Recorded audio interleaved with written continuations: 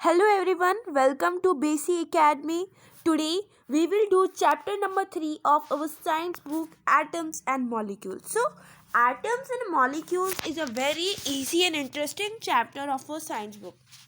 So, let's start this chapter. Atoms और molecules, ये जो चैप्टर है इसमें हम बेसिकली एटम्स के बारे में जानेंगे और एंटोनी एल लेवेजियर जो फादर ऑफ मॉडर्न केमिस्ट्री जिन्हें कहते हैं, उन्होंने क्या लॉज बनाए, law of constant proportion, John Dalton के बारे में जानेंगे, एटम और उसके साइज के बारे में, एटॉमिक मास वगैरह के बारे में हम इस चैप्टर में जानेंगे। सबसे पहले आप लोग ये प्राउड फील करोगी कि एटम्स की सबसे पहले फिलॉसफी इंडिया में हुई थी अराउंड 500 BC। ठीक है, 500 BC में महर्षि कनाड ने सबसे पहले बोला कि जो इनडिविजिबल पार्टिकल मैटर जो है, जब उनको we are gone on dividing it then there is some particle which cannot be divided. This indivisible particle is called padarth or later on it called as परमाणु। परमाणु बम जो फिल्म बनी थी परमाणु, वही कि जब हम लोग किसी भी मैटर को डिवाइड करते जाएंगे तो एक ऐसा स्टेज भी आएगा कि तब एटम्स को मतलब कि मैटर को हम लोग आगे डिवाइड नहीं कर सकते। उस स्टेज को उन्होंने क्या बताया, that stage he called him as atoms. और उस एटम को तब वो एटम नहीं बोलते थे, तब उसे परमाणु कहते थे। फिर एटम को जब हम लोग कुछ समय बाद ग्रीक्स के यहाँ पे देखा गया, तो ग्रीक्स ने अपनी फिलॉसफी बताई कि जो इंडिविजिबल पार्टिकल है जो आगे डिवाइड नहीं हो सकता, उसे उन्होंने सबसे पहले क्या कहा, उसे उधर ग्रीक वर्ड एटम जो है ये ग्रीक वर्ड है, इट्स अ ग्रीक वर्ड। ठीक है, एटम जो है ये एक ग्रीक वर्ड है और इसके बारे में फिलॉसफी, ये एटम वर्ड को ग्रीक में ही स्टार्ट करी थी, एटम का इस्तेमाल किया ना, और इसका फिलॉसफी किसने दी थी, डेमोक्रिटस और लिकोपस ने। ठीक है, उन्होंने ये कहा, all this was based on the philosophical concentration and not much experiment work to validate this ideas could be done till the 18th century के।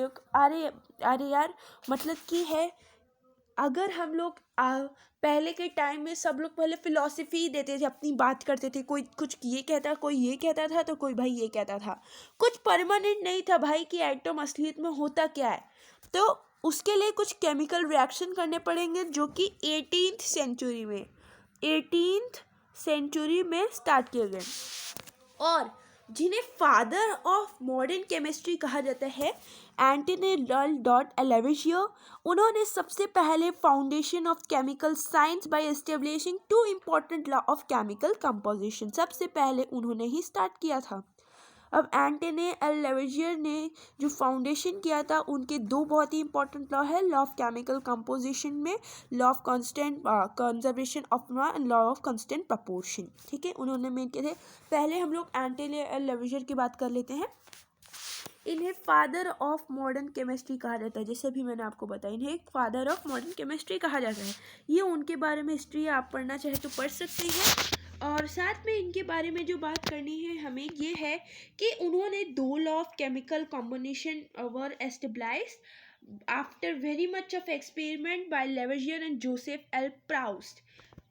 जब जोसेफ और एल प्राउस्ट ने मिल के मतलब कि अपने अपने एक्सपेरिमेंट्स रखे, तो बहुत ही कुछ समय के बाद उन्होंने क्या एक्सपेरिमेंट केमिस्ट्री से एक्सपेरिमेंट किए और उनको सबसे important law of chemical composition के बारे में, कॉम्बिनेशन के बारे में पता चला। चलो वो है क्या, चलो उसके बारे में भी जान लेते हैं।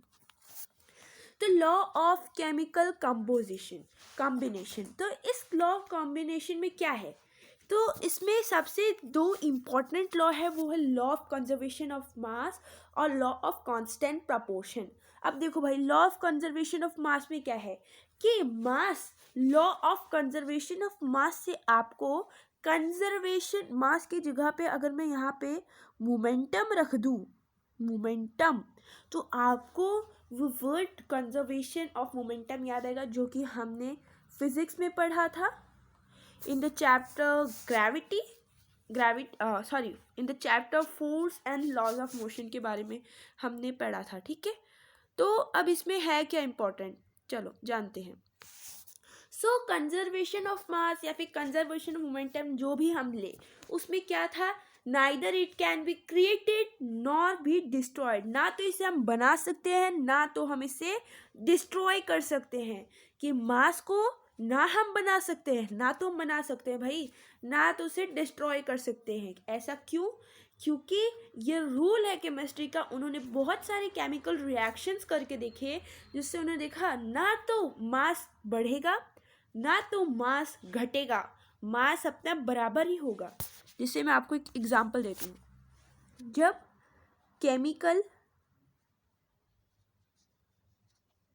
केमिकल्स के बीच में रिएक्शन होगा और जो नया प्रोडक्ट फॉर्म होगा, अब वो क्या है, जैसे मैंने दो केमिकल ले लिए, मैंने 5.3 ग्राम सोडियम कार्बोनेट, मैंने क्या ले लिया, सोडियम कार्बोनेट, और उस पर मैंने ऐड कर दिया 6 ग्राम इथोनिक एसिड को मैं ए लिख देती हूँ, ठीक है। तो टोटल मतलब केमिकल का वेट कितना हो गया, केमिकल का वेट हो गया 11.3 ग्राम। अब उसके जो प्रोडक्ट्स रिलीज हो रहे हैं, अब उनके प्रोडक्ट क्या रिलीज हो रहे हैं, वो है 2.2 ग्राम CO2 प्लस 0.9 ग्राम वाटर को हम H2O प्लस 8.2 ग्राम सोडियम एथोनेट को हम SE लिख देते हैं, ठीक है। ये सब कुछ क्या हो गया, रिलीज हो गया। तो भाई देखो यहाँ पे जब 5.3 प्लस 6 ग्राम करेंगे तो आएगा 11.3 ग्राम। अब जब 2.2 प्लस 0.9 करेंगे तो कितना होगा, 3.1 प्लस 8.2 करेंगे तो 11.3 ग्राम। मतलब उन्होंने जब ऐसे अलग अलग प्रकार के रिएक्शन करे तो उन्हें क्या पता चला कि जो केमिकल वो लोग यूज़ कर रहे हैं, केमिकल्स के बीच में जो रिएक्शन कर रहे हैं उसका मास, और जब उनके बीच में रिएक्शन होता है, जो प्रोडक्ट्स बनते हैं, जो बाय प्रोडक्ट्स होते हैं, उनका मास, वो दोनों ही इक्वल होते हैं। ना तो कुछ नया क्रिएशन हो रहा है ना तो कुछ पहले का डिस्ट्रॉय हो रहा है। उन्होंने ऐसा करके देखा। तो ये सबसे पहला लॉ है कंजर्वेशन ऑफ मास, कि मास हमेशा कंजर्व रहेगा, बचा रहेगा। सेकेंड है the law of constant proportion. Law of constant proportion में अगर मैं एक वाटर का कंपाउंड की बात करूं, मैंने बात करी कंपाउंड ऑफ वाटर को मैं H2O लिख देती हूँ, कंपाउंड ऑफ वाटर। तो कंपाउंड ऑफ वाटर में 2 H होंगे, 2 H एलिमेंट और एक ऑक्सीजन। ये सब एक दूसरे से मिलके, ये तीनों एलिमेंट मिलके क्या फॉर्म कर रहे हैं, water, which is very important and precious for us. Save 1 drop of water daily. अब देखो जब वाटर में हाइड्रोजन और ऑक्सीजन के बीच में जो रेशियो है, द रेशियो, और हाइड्रोजन और ऑक्सीजन के बीच में रेशियो है वो है 1:8। मतलब अगर मैं वाटर H2O 9 ग्राम लेती हूँ तो उसमें से जो 1 ग्राम है, ये 1 ग्राम है, ये हाइड्रोजन होगा, और जो 8 ग्राम है वो ऑक्सीजन होगा।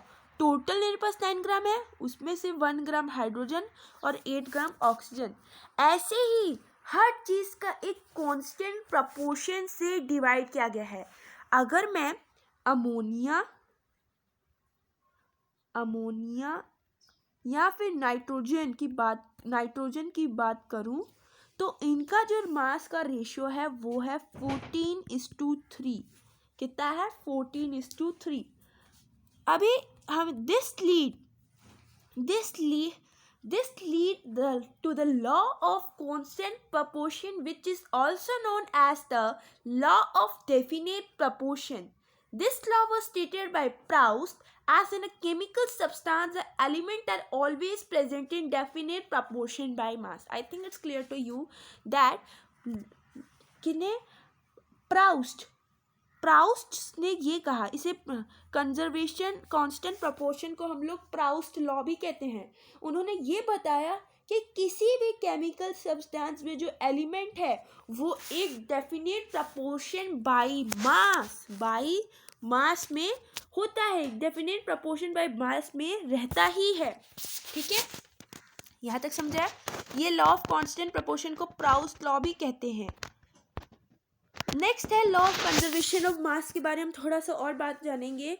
तो law of conservation of mass में दूसरा क्या इंपॉर्टेंट चीज़ है कि एंटोनी लैवोइसियर और एक फ्रेंच साइंटिस्ट ने इसके बारे में बहुत सारी केमिकल रिएक्शंस करके बताए. जैसे मैंने भी आपको एक रिएक्शन बताया था कि किस तरीके से डिवाइड करता है. और हाइड्रोजन और ऑक्सीजन के बीच में उन्होंने रेशियो बताया था 1:8. ऐसे ही अमोनिया और नाइट्रोजन के बीच में 14:3 का. ऐसे ही सिमिलरली बहुत सारे चीज़ों का करते हैं, वो है लॉ ऑफ कांस्टेंट प्रोपोर्शन और लॉ ऑफ कंजर्वेशन मास में. बस एक ही इंपॉर्टेंट बात है कि मास जो है ना तो बनाए सकते हैं ना तो वो तोड़े जा सकते हैं. किसी भी केमिकल रिएक्शन में कितना भी बड़ा केमिकल रिएक्शन कर लो पर ना तो मास क्रिएट किए जा सकते हैं ना तो मास डिस्ट्रॉय किया जाता है, वो बराबर ही होते हैं. मैंने आपको एक एग्जाम्पल पहले ही दे दिया था. अब आगे चलते हैं. लॉ ऑफ कांस्टेंट प्रोपोर्शन का भी मैंने आपको एग्जांपल दे दिया था कि उन्होंने जैसे वाटर में देखा कि वाटर जो है H2O है, H2O में H है 2 और ऑक्सीजन है. तो हाइड्रोजन और ऑक्सीजन के बीच का जो रेशियो है 1:8. अगर मैं मान लो 9 ग्राम वाटर ले रही हूँ तो उसमें जो 1 ग्राम होगा वो हाइड्रोजन होगा और जो 8 ग्राम है वो ऑक्सीजन होगा. ठीक है, यहाँ तक आपको क्लियर है. Law of constant proportion states that the chemical compound always contain exactly the same proportion of elements by mass. की जो भी कोई केमिकल रिएक्शन केमिकल कंपाउंड में जो भी एलिमेंट्स है वो बाय मास वहाँ पे रहते हैं और इस लॉ को हम लोग प्राउस्ट लॉ भी कहते हैं. ठीक है, यहाँ तक आपको क्लियर हुआ. ये मैंने आपको पहले ही बताया था. अब जॉन डेल्टन एक ब्रिटिश केमिस्ट थे जिन्होंने ये अपनी बेसिक थ्योरी बताई थी about the nature of the matter. Dalton picked of the idea of divisibility of matter which was still was till then just a philosophy. अभी तक वो philosophy ही था. He took the name of atoms as the given by the Greek and said that the smallest particle of matters are the atom. His theory was based off all the law of combination, and Dalton's atomic theory provided an explanation for the law of conservation of mass and the law of definite proportion.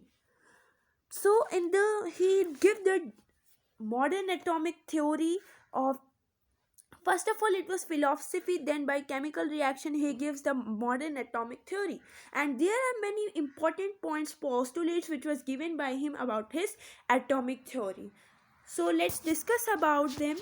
What are the postulates of John Dalton? अब John Dalton के postulates क्या है? इन्होंने basic theory दी थी, वो atoms के बारे में स्ट्रक्चर दिए थे. इन्होंने भी ग्रीक्स की तरह से उन्होंने भी एटम्स वर्ड का ही इस्तेमाल किया. ठीक है, अब जो मेन पॉइंट्स थे डेल्टन के वो क्या थे कि जो कोई भी मैटर है वो एक टाइनी पार्टिकल से बनते हैं जिसको हम लोग कहते हैं एटम्स.